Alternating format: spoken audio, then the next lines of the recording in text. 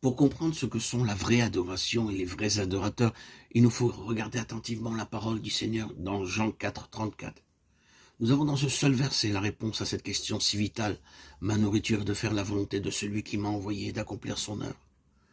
Dans ce verset, le Seigneur de façon implicite exprime ce que sont l'adoration et le véritable adorateur, savoir celui qui fait la volonté de Dieu. Rien n'est plus grand ni plus élevé que de faire sa volonté dans une constante attitude intérieure d'entière et joyeuse soumission de notre volonté, animée d'un ardent désir de rechercher afin de la connaître et de l'accomplir, suivant les directives et les instructions données par l'Esprit.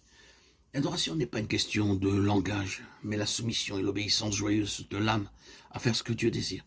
Car le bonheur intérieur est le résultat et la conséquence de l'harmonie entre ce que Dieu veut et ma volonté entièrement livrée et soumise pour faire ce qu'il pourrait me demander.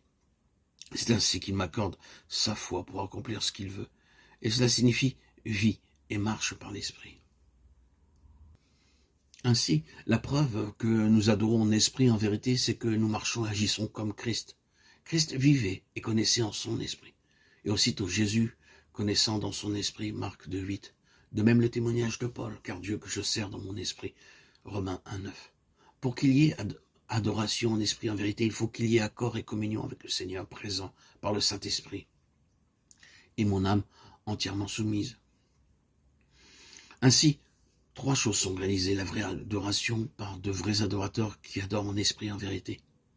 La fausse adoration est celle de la vie de l'âme. L'âme a sa vie centrée sur elle-même.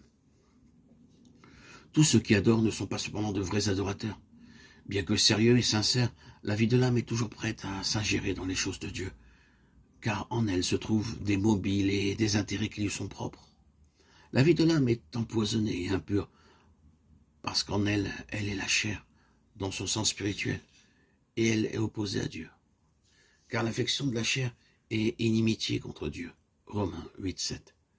Cette vie est fausse, et bien qu'elle puisse employer un langage spirituel, elle ne peut posséder les réalités.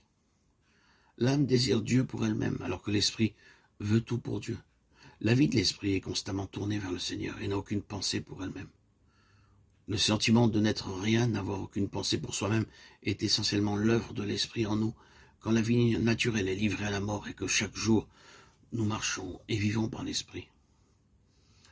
Adorer en vérité signifie que nous marchons comme Christ a marché et que, comme lui, nous faisons la volonté du Père.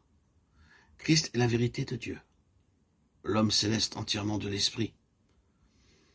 Il a été l'incarnation de ses paroles et le témoin de ce qu'il énonçait.